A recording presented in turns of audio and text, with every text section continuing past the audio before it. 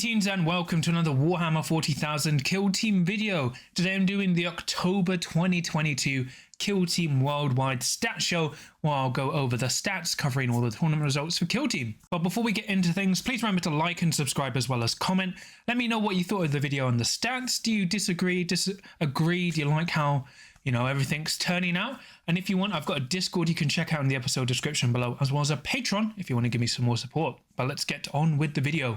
And as always, I'll have an article version in the episode description below for you to enjoy. So yep, today I'm going over the October 2022 Kill Team stats.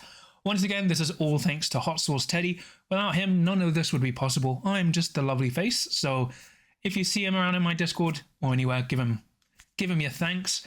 But yeah, remember, all these stats are taken from the Best Coast Pairings tournament app. So every tournament recorded on there, we are recording, as well as TOs who submit tournament results to us. So if you are not using the BCP app but still want your data recorded, let us know, and we can include that. But as always, because we're only using BCP most of the time, it's not gonna be a complete picture, but it's the best we have at capturing the most results. So let's get on with the video. So for the month of October, we had a little bit less games than September, and once again, Spain are on top, just slightly overtaking USA from last month. But we've had 53 games with 692 players and 2,356 games. Notably, we've got games from Scotland and a few from England as well. But, we've got a nice spread of global countries. When looking at the monthly faction results sorted by tournament wins, Harlequins are doing well again, 56% win rate, 7 tournament wins and 7 undefeated runs, but they only have a popularity of 4%, so they've dropped off quite a bit, but seen a rise in success, especially last month when they were doing 49%, which was their worst result on record. Now we have Intercession Squad, who have dropped down to 48.7. They've won 6 tournaments, going undefeated 12 times, with the highest representation rate we've ever had, 15.2%. Hunterclade were at one point at 60% until the last week of October, with a 54% win rate, 6 tournament wins, and 10 undefeated runs, with a 6.4% representation rate. So they're doing much better than last month. Galapox have had a 64.6% win rate, winning 6 tournaments with 10 undefeated runs, but only a popularity rate of 4.1. So quite low, but doing really well. And that's because we've been having a lot of Into the Dark tournaments where they have basically been dominating. The Navy Breaches on 54% basically, with 5 tournament wins and 8 undefeated runs, notably a lot in Spain and 1 in the UK with a 5.2% popularity, so okay. Blooded have dropped down from 60 to 51. They've won 5 tournaments, going undefeated 7 times, but only have a 3.1 representation rate. Legionaries are 50% effectively, with 4 wins, 9 undefeated runs, and a 12.8 popularity rate. And then Pathfinders hitting that solid 50, thanks to Into the Dark, with 3 tournament wins, 2 undefeated runs, and an average, representation rate. Going down, everything is quite varied, close to the same. Warp Coven, however, remember this is with the new FAQ and balanced data slate. They've gone down to 40%. They haven't won any tournaments, but their representation rate has gone up a bit. Phobos Strike Team have gotten worse with their balanced data slate. They've won 1 tournament, but have dropped to a 35% win rate with a horrible usage rate of 2.2%. Absolutely horrible. Crew are at 33%. They won 1 event, 2.4% usage. Commandos are doing okay. Kasrkin, 25% win rate. This is not reliable. Only 0.2% usage. Same with Hierotek, 30% win rate, but they went undefeated once with a 0.8% usage. So it's not good. And another one, Elucidity and Starstriders, 30% win rate. Quite varied. Until you get to the lower echelons of the bespoke team. For the monthly win rate, once again, ignore the May and July results of Galapox, just errors. But monthly popularity-wise, Intercession is now the most popular kill team we've ever had. Legionary is still doing really well, but it's we're basically an elite meta properly now. Galapox are doing really well off of their win rate, but as I said, it's because we've had a lot of Into the Dark tournaments, not enough to do separate stats, but yeah, Galapox doing really well on Into the Dark. Harlequins, so August was their worst, but they're still doing really well at the moment for October. Navy Breaches have come down a bit. Pathfinders are still meandering, but remember they're in that healthy range. Blooded have dropped off, now more people are using them. And then Novitiates have dropped off quite a bit, both in win rate and popularity with the balanced data slate changes. And then I'll highlight the Phobos change. So they effectively came out with a 51.5% win rate and now have been 36, 35, 39, 35. Like, if you're still playing Phobos, just play Intercession. That's basically what Games Workshop are telling you to do, because team's doing horribly. And then Warp Coven are up and down. It's a shame their win rate has dropped from 44 to 40, but they're kind of in a rough spot, right? And then if we look at monthly event wins, Harlequins obviously have taken the lead. Veteran Guardsmen have had their worst month with only 2 tournament wins. Legionaries and Pathfinders are still doing averagely well. You know, that's the median range. Intercession, after winning effectively 10 tournaments last month, have only won 6 this month, which is still really good. And Hunterclade have jumped up from 2 to 6. And as you can see, Navy and Galapox Infected doing really well, which is what we expected to see with the rise of more Into the Dark tournaments, as those teams are arguably like 2 of the best teams out of 3 or 4 for Into the Dark. And then once again, we've got the wins versus popularity graph. Remember, the orange is 40 to 45 and 60 to 55. So anything in those ranges is danger. Above and below, if you're above, you need a nerf. If you're below, you need a buff. And if you're in the green range, which is 45 to 55% win rate, you are fine. So Intercession squad, we got 359 games, 300, exceedingly well for these factions. Hunterclade, 150 games, doing well. Galapox, so this is quite like 100 they're close to 100, which is actually quite credible. So 65% is really worrying, considering they were like 50 last month. So if they continue this trend, like, they seem to be a big problem on Into the Dark boards, which was what was expected. And I don't know how they'll fix that, but we'll see, right? Because Games Workshop are combining stats, so that won't look as high when they publish their stats. Then Harlequins, Blooded, you know, not too bad. Novitiates, that's okay. Kroot, you know, the Farstalker kin band, it's not the greatest representation, but still not a good look. Vet Guard, actually with their worst month at 38%, not doing well at all. Wormblade have dropped down. Warp Coven, and then you got Novitiates. And then you've got Phobos, so they're not the worst bespoke team. I think the worst bespoke team, well, no, it's not Lucidian Starstriders. It's not Hierotek Circle. That's Space Marines. No, I think it is between these two. Hold on. Down there, we've got Ecclesiarchia and Cadra Mercenary with 0% win rate. Yeah, I think it's just a tie between Hierotek and Lucidian as the worst bespoke team. For win rate, with Kasrkin doing slightly higher, they are just not showing up on the board. I think it's because their usage is so low. But, you know, a nice, interesting look at things.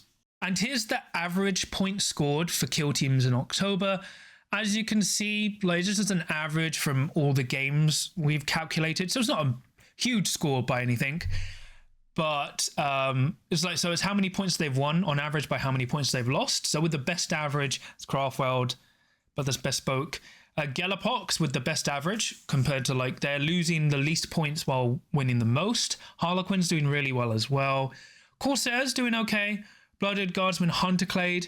And if we go down to the bottom, Kasrkin are the worst performing, generally winning by 13 and then losing by 4. Because you want the higher difference looks better, right? So it's average points scored. So on average, like, Galapox is scoring 12 points, but on average, Kasrkin is scoring 7. So yeah, you know, even Hierotek aren't looking too bad on average. And now this is the overall rankings of Bespoke and White Dwarf kill teams based on the stats for October. We do this every month now. It's just based off of the stats. So it's based off of their win rate, tournament wins, and undefeated runs. And, like, their undefeated runs over their representation rate. So if both are higher, it looks good. So best kill team for the month of October was Harlequins with Dancer Troop, then Galapox Infected, and then Pathfinders. Those are your top 3. If you wanted top 5, you had Intercession and Navy Breaches as well, with Hunterclade just missing out. As I said, they had a really bad last week of October, which brought them down quite a lot.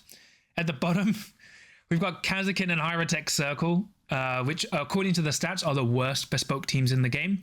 And then for more reliable results, you've got Crew and Commandos, which, to be honest, feels quite right that those teams are rated the worst, well, bottom. And then if you wanted to broaden it a bit, you've got the Phobos Strike team, right? You know, at least the Phobos players can go like, well, on average, we're not the worst team for October.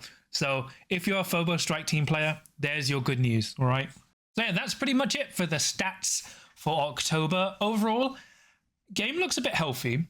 As I said, we've got a worrying thing with Galapox and to an extent Breaches. They're doing quite a lot better the more Into the Dark tournaments we have, which isn't really surprising considering you've got one team designed for Into the Dark solely, and you've got another team where Into the Dark covers all their flaws, right?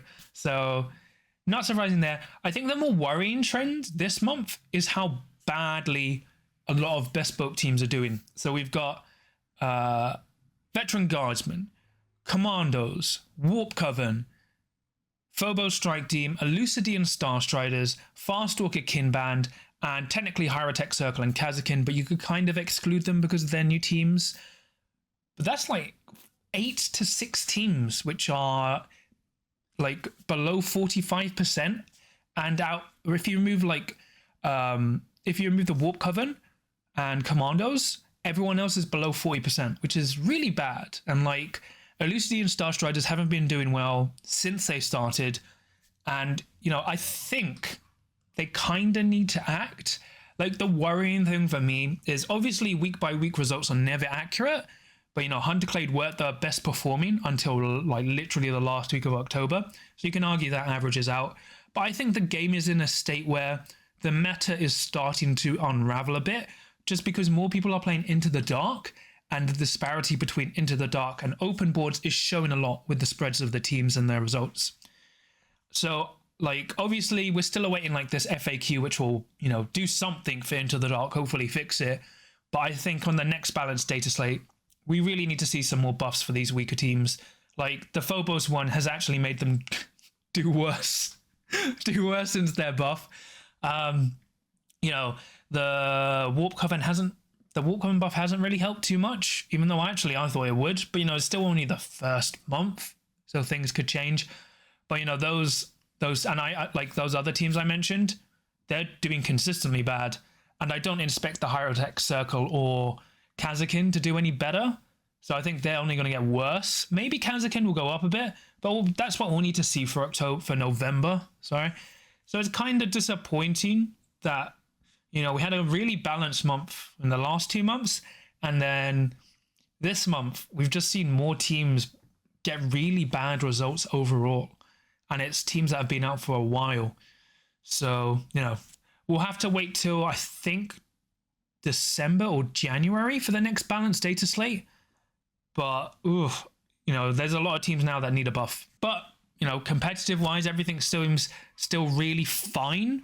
It's just we've got a lot more teams underperforming, which isn't good. But, you know, fixing underperforming teams is easier than, you know, nerfing too many other teams that are overperforming. Like, you would rather see more teams underperforming than more teams overperforming, if that makes sense. But that's pretty much it for today. Please remember to like and subscribe as well as comment. Let me know what you thought of the stats and everything as well. Remember, thanks goes to Hot Sauce Teddy. Without him, none of this would be possible. And if you want, I've got a Discord in the episode description, which you can check down below for free, as well as a Patreon if you want to give me some more support. So I'll quickly shout out to my patrons. So for my Adepts of the Crit, I have Zamaru, Screech, Sam, NinjaLee83, Kenzie, John Thomas, Captain Murder, Dave, Daniel, Average Joe 27, and Adzik. And then for my Veteran of the Crit, I have Samja. So thank you so much for all your support. It really means a lot to me and helps support the channel. But yeah, that's pretty much it. Remember, I've got the article version down in the episode description below. And yeah, you know, a nice, quick stat update. Everything's pretty okay. Like, based off the stats, I can now do some videos. Although I may wait a bit until like next month, because I like to I already have my feelings, right? But I prefer looking over the stats first instead of just making knee-jerk reactions now that I have the stats to go off of, considering they're a really useful, well, resource. But yeah, you know, let me know what you think. I'd be really interested to see and hear things how going. You know, next month we're in next month. So for November, the biggest tournament, well, we've got two big tournaments, right? So we've got the GWUS final in New Mexico, and then at the same time there's this 94-player Spanish tournament, as well as the New York Open, which is going to have some 3 huge events, right? So it's going to be interesting to see how those results shape the meta. We might get a new White Dwarf team, who knows, right? But yeah, game's looking good. So remember, no matter what the stats say, you can always win as long as you can roll a crit.